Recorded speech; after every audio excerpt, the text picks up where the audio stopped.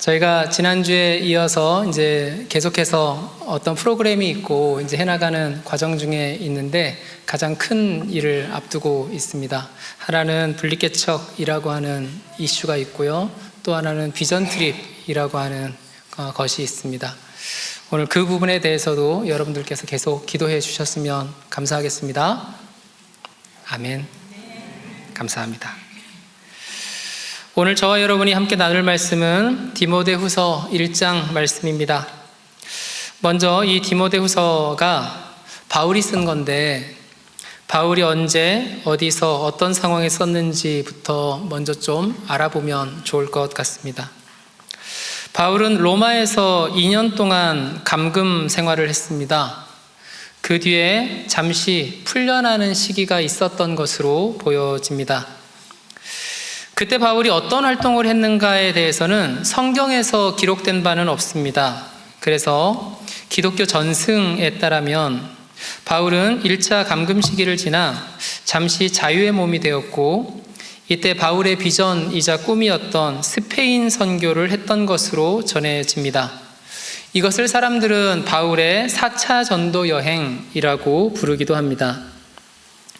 4차 전도 여행 중에 로마의 서쪽, 그러니까 스페인뿐 아니고 동쪽 지역, 그러니까 그가 원래 사역을 했었던 지역에도 방문했던 것으로 전해지는데요.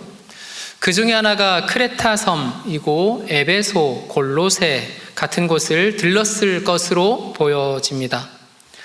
바울과 디모데는 그 기간 동안 함께 동행했습니다. 그리고 디모데전서 1장 3절에서 말하는 것과 같이 이때 바울은 디모데에게 에베소에 남아 에베소의 교회를 섬기도록 했습니다. 그리고 바울은 마게도냐로 향했지요. 그러다가 바울은 로마로 돌아와 두 번째로 감옥에 갇히게 되는데 거기에서는 처형을 기다리는 사형수의 신분으로 감옥에 갇히게 됩니다. 사진에서 보는 것이 바로 바울이 갇혔다라고 전해지는 로마의 마메르틴 감옥이라고 하는 곳입니다. 당시 사형을 기다리던 사람들은 이곳에 갇혀 있었고 바울도 이곳에 갇혔을 것으로 보입니다. 그리고 이 감옥에서 에베소에 있는 자신의 아들 같은 제자 디모데에게 마지막으로 편지를 보냅니다. 그게 바로 오늘 우리가 읽은 디모데 후서이죠. 그러니 오늘 말씀은 바울이 자신의 마지막 시간에 자신이 가장 사랑했던 제자, 아들 같은 목회자에게 온 마음을 다해서 전했던 메시지다라고 생각을 하시면서 오늘 말씀을 들으시면 좋겠습니다. 디모데전서에서 바울은 디모데를 일컬어 믿음 안에서 참 아들 된 디모데라고 불렀습니다. 그리고 디모데 후서에서는 사랑하는 아들 디모데에게 편지한다라고 말했습니다. 믿음 안에서 참 아들 된 디모데는 바울이 참 사랑하는 사람이었습니다. 바울은 그의 편지에서 이런 가족 언어를 굉장히 많이 사용했었는데 디모데를 일컬어서는 믿음 안에서 참 아들 된 사랑하는 아들이라고 말했고 빌레몬서 같은 경우는 오네시모에 대해서 갇힌 중에서 낳은 아들이라고 말했습니다. 노예였던 오네시모의 자유를 부탁하면서 그의 주인이었던 빌레몬에게 오 형제여라고 불렀습니다. 바울에게 있어 예수 그리스도를 구주로 고백하는 사람들은 모두가 하나님의 가족이었습니다. 어른은 부모 같은 존재이고 내 옆에서 나와 함께하는 사람들은 형제였습니다. 복음서에도 이런 맥락의 이야기가 등장하지요. 우리가 잘 알고 있는 마가복음 3장과 마태복음 12장에 등장하는 이야기입니다. 예수님이 귀신 들린 자들을 쫓아내는 기적을 베푸자 사람들 사이에 예수님이 귀신의 왕 바알세불의 힘을 입어 이런 일을 한다라고 하는 소문이 퍼지게 돼요. 즉 예수가 귀신에게 사로잡혔다라고 하는 소문이 퍼지는 겁니다. 그러자 예수님의 어머니 마리아와 그의 형제들이 예수님을 찾아옵니다. 그리고 한 사람이 예수님께 말하지요. 선생님의 어머니와 동생들이 드릴 말씀이 있다고 찾아왔습니다 그러자 예수님이 되묻습니다. 누가 내 어머니이고 누가 내 동생이냐? 누구든지 하늘에 계신 내 아버지의 뜻대로 하는 자가 내 형제고 자매요 어머니다. 이렇게 얘기를 해요. 하나님을 인정하고 예수와 함께하는 사람들, 부모와 자녀로, 형제와 자매로 만들어주는 일, 그것이 바로 하나님의 일이었습니다. 또 바울은 갈라디아서 3장 28절에 다음과 같이 선언합니다. 너희는 유대인이나 헬라인이나 종이나 자유인이나 남자나 여자나 다 그리스도 예수 안에서 하나이다. 바울은 이런 표현들을 갈라디아서뿐 아니라 로마서 10장에서도 말했고요. 고린도전서 1장에서도 말했습니다. 그리고 골로새서 3장에서도 이와 비슷한 표현을 했습니다. 즉 바울에게는 우리가 그리스도 안에서 하나다라고 하는 것을 지키기 위해서 평생 수고하며 사역했던 사람이다 라고 해도 좋겠다 싶습니다. 이렇게 초대교회 성도들은 막힌 담을 허물어뜨리는데 사활을 걸었습니다.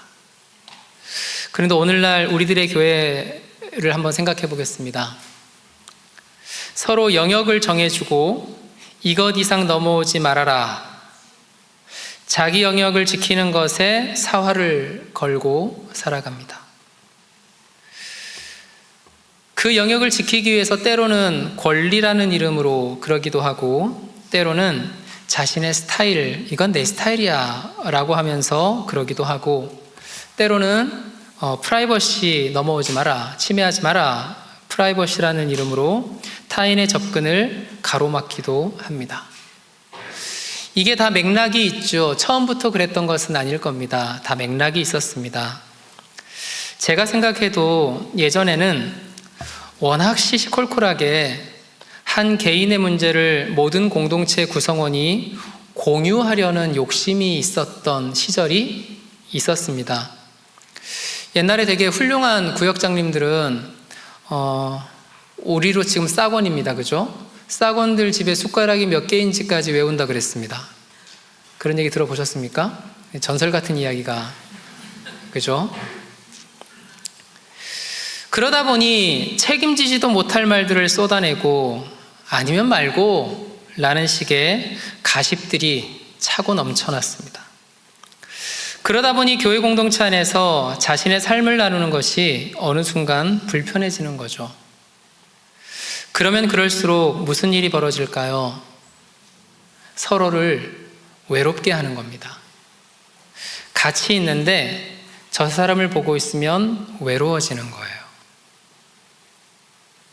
그래서 오늘날 현대인들은 어떤 일종의 병 같은 게 있는 것 같아요. 제가 붙인 병인데 이름하여 도움 안 주고 도움 안 받기 병입니다. 이것은 일종의 운동성이 있어서 도움 안 주고 도움 안 받기 운동, 일종의 무브먼트 같은 것 같아요. 이것이 알게 모르게 현대인들은 사람들이랑 얽히면 문제가 생긴다라고 하는 생각을 갖게 하는 것 같습니다. 동의하십니까? 그런 것 같습니까? 네, 몇몇 사람들이 끄덕거리고 일부 예배 때는 우리 청소년부 친구가 이러고 있었습니다. 작년 이맘때 우리 교회 방문했던 박영호 목사님은 자신이 쓴 다시 만나는 교회라고 하는 책에서 이렇게 기록하고 있습니다. 제가 한번 읽어볼게요. 모든 것을 다 가진 것처럼 보이는 사람에게도 약하고 외로운 측면이 있습니다. 우리 중에 너무 강해서 아무 도움도 필요 없는 사람도 없고 너무 약해서 무능해서 아무런 도움이 되지 않는 사람도 없습니다. 우리 모두는 서로가 서로에게 빚지고 있고 서로가 서로에게 의지하며 살아야 합니다. 진정한 성숙은 누구에게도 도움받지 않을 정도의 물질적, 정서적 독립을 이룩한 상태가 아닙니다. 그런 상태가 가능하다는 것은 환상입니다. 성숙한 사람은 누군가에게 어깨를 빌려줄 만큼 넉넉하고 자신이 힘들 때 옆 사람에게 기댈 만큼 겸손한 사람입니다.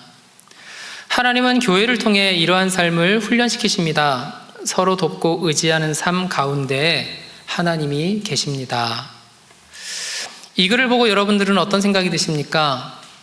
저는 이 글을 보고 굉장히 반성을 많이 했습니다. 우리는 성숙한 사람을 이렇게 생각하는 것 같아요.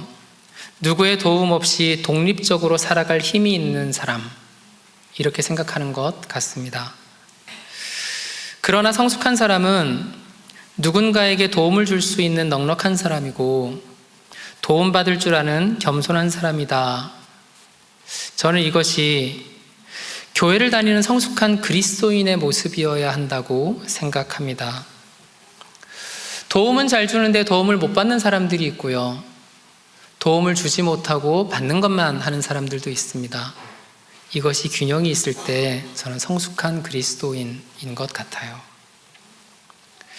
저한테 아들이 하나 있습니다. 알고 계십니까? 제가 요즘 청년 소리를 많이 들어서 이제 좀 밝혀야 될 이유가 좀 있습니다. 제가 아들이 하나 너무 비웃는 거 아니에요? 제가 아들이 하나 있습니다.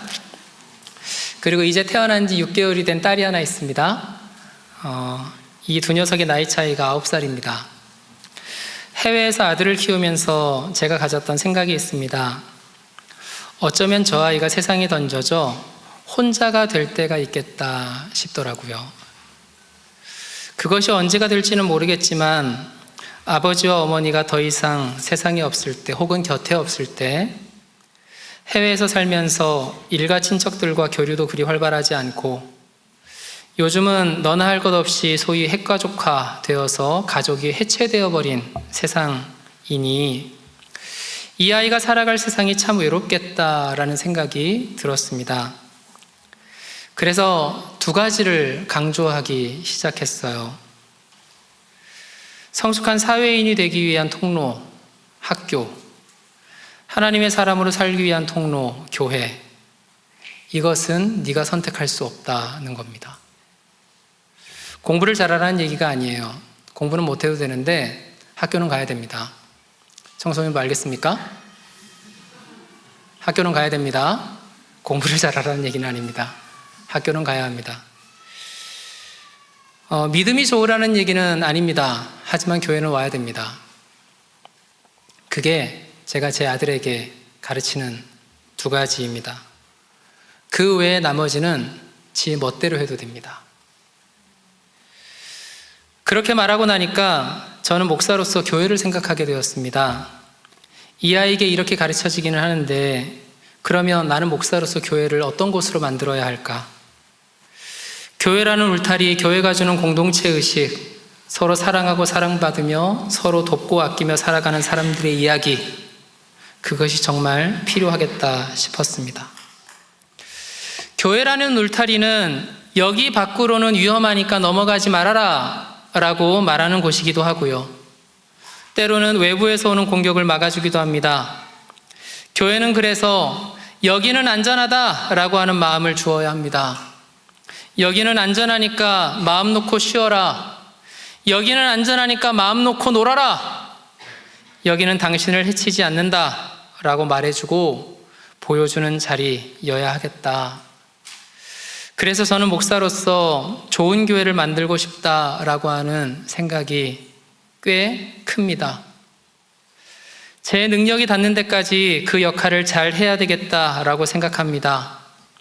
그런데 한다고 하는데도 능력이 미치지 못하는 부분들이 꽤 많습니다. 그럴 때마다 속상도 하고 또 어떤 분들에게는 미안하기도 합니다. 저에게 이것은 굉장히 실제적인 고민입니다. 제가 섬기는 청소년부 친구들을 보면서 내가 키우는 내 아이의 미래라고 생각합니다. 제가 모시는 어른들을 생각하면서 제 삼촌, 제 부모가 다니는 교회를 생각하게 됩니다. 제 또래분들을 보면서 만약 내가 목사가 아니라 일반 성도라면 어땠을까를 생각하게 됩니다. 그래서 저에게 교회는 사랑이지만 고민입니다. 필립 얀시라고 하는 미국 기독교 작가가 있습니다. 그분의 책 중에 교회, 나의 고민, 나의 사랑이라는 책이 있습니다. 이 책의 원래 제목은 Church Why Bottle? My Personal Pilgrimage입니다. 즉, 직역하면 교회 왜 귀찮게 하나요? 나의 개인적인 방황 정도로 할 수 있을 것 같습니다. 필립 얀 씨는 1949년생입니다. 미국 남부에서 출생을 했고 근본주의 교회에서 굉장히 보수적인 교회에서 자랐습니다. 그는 이 책에서 자신의 어린 시절 교회를 생각하면서 이렇게 표현합니다. 살벌한 정죄만 가득하고 겸손이나 신비를 인식하는 감각이라고는 찾아볼 수 없는 냉혹한 교회는 오랜 세월 내 신앙의 성장을 가로막았다. 한마디로 기독교가 그리스도께 나아가는 길을 가로막은 것이다. 이후 내가 신앙과 교회로 다시 돌아오는 데에는 평생이 걸렸다. 그렇게 울타리 안에 있던 필립 얀 씨는 청년이 되자마자 울타리 밖으로 떠나버립니다. 그에게 교회라는 울타리는 그렇게 아름답지도, 그렇게 널찍하지도, 그렇게 자유롭지도 않았던 것 같습니다. 교회 울타리가 전부였던 그는 답답함을 느끼고 청년 시절에 교회 회의론자가 되어서 교회를 바라보는 구경꾼으로 전락하게 됩니다.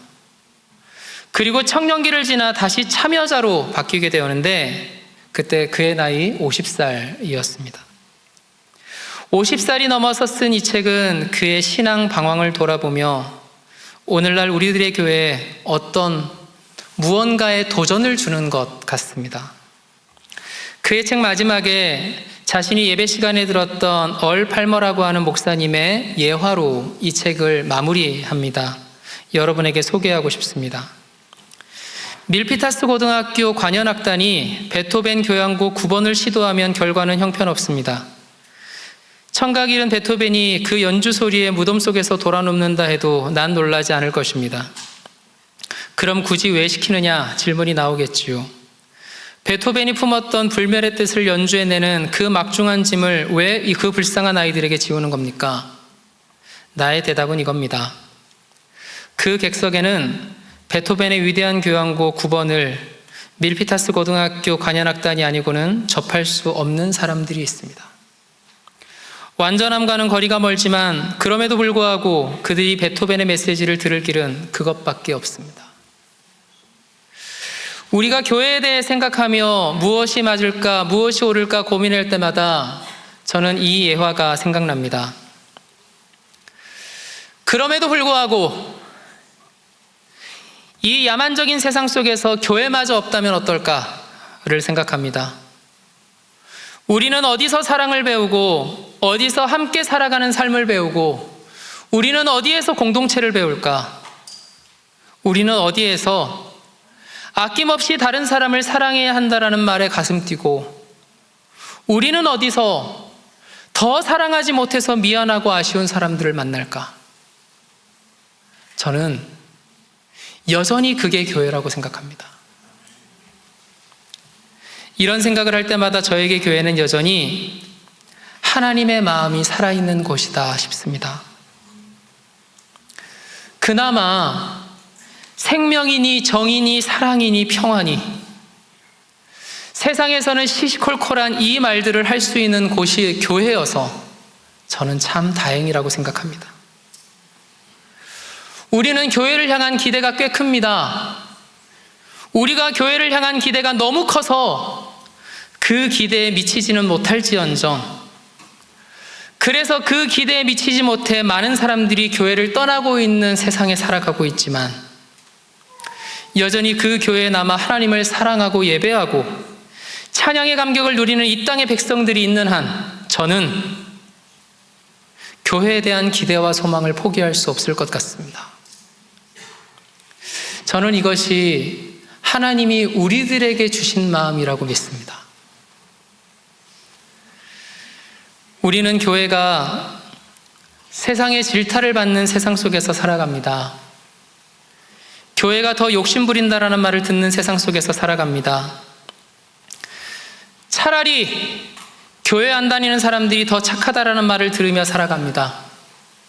그리고 그런 말을 들을 때마다 변명 한마디 하지 못하고 그렇게 끄덕거리고 있는 내 자신이 너무 못나서 부끄럽고, 그렇게 쓴소리를 하며 내가 사랑하는 교회를 떠나는 사람들을 어쩌지 못해 그냥 뒤에서 바라고 보기만 해야 하는 그런 미안한 마음으로 봐야 하는, 우리는 그런 세상 속에서 살아갑니다.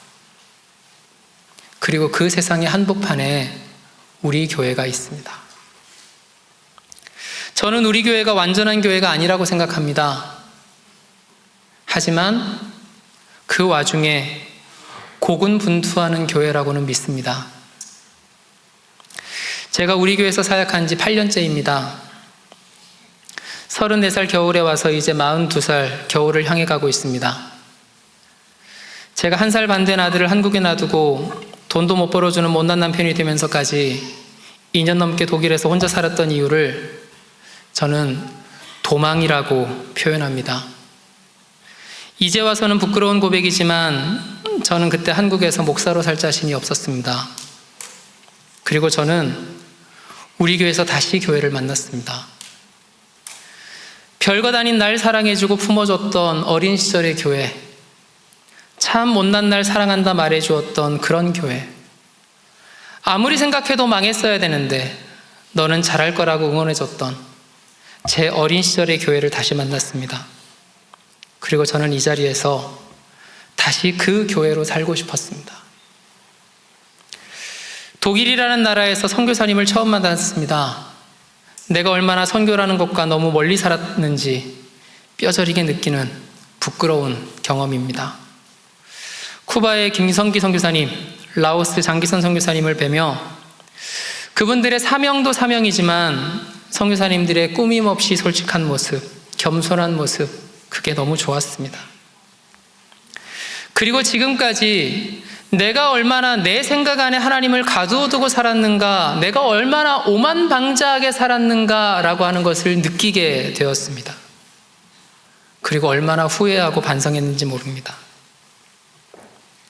저는 우리 교회에서 분립개척이라는 것도 해보았습니다. 김영석 목사님을 보내고 우리 하나교회가 세워져 가는 모습을 보면서 얼마나 감동했는지 모릅니다. 그 과정에서 제 마음에 와닿았던 말, 한 그루의 큰 나무가 되기보다 건강한 작은 나무들이 모여 숲을 이루자. 저는 그 슬로건이 너무 좋았습니다. 너도 나도 큰 교회 만들어서 안정적이고 보암직한 교회 만들려는 욕심이 가득한 세상 속에서 이별의 아쉬움에도 불구하고 나누고 쪼개서 분립한다라는 것, 그리고 각자의 자리에서 성장해가는 교회를 본다라는 것, 그것 참 감동적인 것이었습니다. 저는 하나님이 하시는 일이라고 확신하게 되었습니다. 그러다 올해는 분립개척이 교회의 세속화에 저항하는 것이다 라고 하는 말을 들었습니다. 6월에 있었던 선교 컨퍼런스 강의 때 오대식 목사님이 세속화라는 표현을 이렇게 표현하셨습니다. 교회의 안정만을 추구하는 것, 그것이 세속화다. 그렇게 정의해 주셨어요. 교회의 안정만을 추구하는 그 세속화에 저항하는 것이 분립개척이다. 저는 그 말이 또 한 번 참 가슴에 와닿았습니다. 우리는 이런저런 두려움의 속성들을 가지고 살아갑니다. 저뿐 아니고 여러분들도 그러실 거라고 생각합니다. 그런데 여러분들은 무엇이 두려우십니까? 분립교회로 가면 지금 여러분들이 누리는 안정을 누리지 못할까 봐 두려운 분도 계실 겁니다. 그 두려움 때문에 선뜻 발걸음을 내딛지 못하는 분들도 있을 겁니다. 혹은 분립을 한 뒤에 우리 교회 빈자리가 너무 많이 생길까 봐 두려운 분들도 있을 겁니다. 그러다가 어쩌면 내가 그 자리를 채워야 될지 몰라 무서운 분들도 있을 겁니다. 오늘 바울이 디모데에게 전한 메시지를 봅니다. 하나님이 우리에게 주신 것은 두려워하는 마음이 아니요 오직 능력과 사랑과 절제하는 마음이니 오직 하나님의 능력을 따라 복음과 함께 고난을 받으라. 지금 우리 교회가 연말에 집중해야 할 사역이 2개 있다 그랬습니다. 분립개척과 비전 트립. 이 2개를 준비할 때마다 드는 생각이 있습니다. 이것은 어느 특정한 사람들만의 힘으로 되는 일이 아니라는 겁니다. 함께 참여하고 함께 기도하고 함께 마음을 모아야 할 수 있는 일이다 라는 것을 느낍니다. 지금까지 우리는 함께하는 자리에서 하나님을 다시 만났고 하나님이 보여주시는 기적을 보았습니다. 그러니 이런 믿음이 있습니다. 앞으로도 우리가 함께하는 곳에서 우리는 또 하나님을 만날 것이다. 우리 그리스도인의 자유는 내 몫을 챙기는 것에서부터 오는 것이 아니라 하나님께서 지금까지 베풀어 주신 그 은혜에 집중할 때 오는 것입니다. 그때 비로소 우리는 두려움에서 자유로울 수 있을 것입니다. 내가 누리려던 여러 안정과 풍요에만 집중하여서 내게 다가올지 모르는 그 고난을 피하려고만 할 때 우리의 영혼은 하나님과 점점 거리가 멀어지게 될 것입니다. 그 고난을 피하지 않고 직면하여서 하나님의 능력을 사모할 때 우리는 내 옆에 계신 하나님을 만날 것입니다. 디모데후서 1장 7절 새번역 성경은 이렇게 표현합니다. 하나님께서 우리에게 비겁함의 영을 주신 것이 아니다. 바울은 여기서 사용한 헬라어 단어가 데일리아라고 하는 단어입니다. 이 단어는 신약 성경 전체에서 유일하게 여기에서만 사용된 단어입니다. 어떤 성경은 두려운 마음으로 번역을 했고 어떤 성경은 비겁함으로 번역했습니다. 저는 이 2개를 아우를 수 있는 표현이 피하려는 마음이라고 생각합니다. 바울은 사랑하는 제자 디모데에게 마지막으로 편지를 보내며 두려운 마음, 비겁한 마음, 피하려는 마음은 하나님의 마음이 아니다 라고 가르치고 있습니다. 하나님께서는 고난 앞에서 피하려는 마음을 주지 않으셨고 직면하여서 능력과 사랑과 절제를 구하게 하셨습니다. 하나님이 우리에게 주신 마음은 비겁한 마음이 아닙니다. 하나님이 우리들에게 바라시는 마음은 두려운 마음이 아닙니다. 지금 여러분들은 어려운 세상 속에서 하나님의 교회에 모여있는 분들입니다. 여러분, 세상의 마음 조금 내려놓고 하나님이 우리에게 주신 마음이 무엇일까 기대하고 순종하며 살아가는, 그렇게 해서 서로가 서로에게 아름다움을 보여줄 수 있는 그런 사람이 저와 여러분이기를 바랍니다.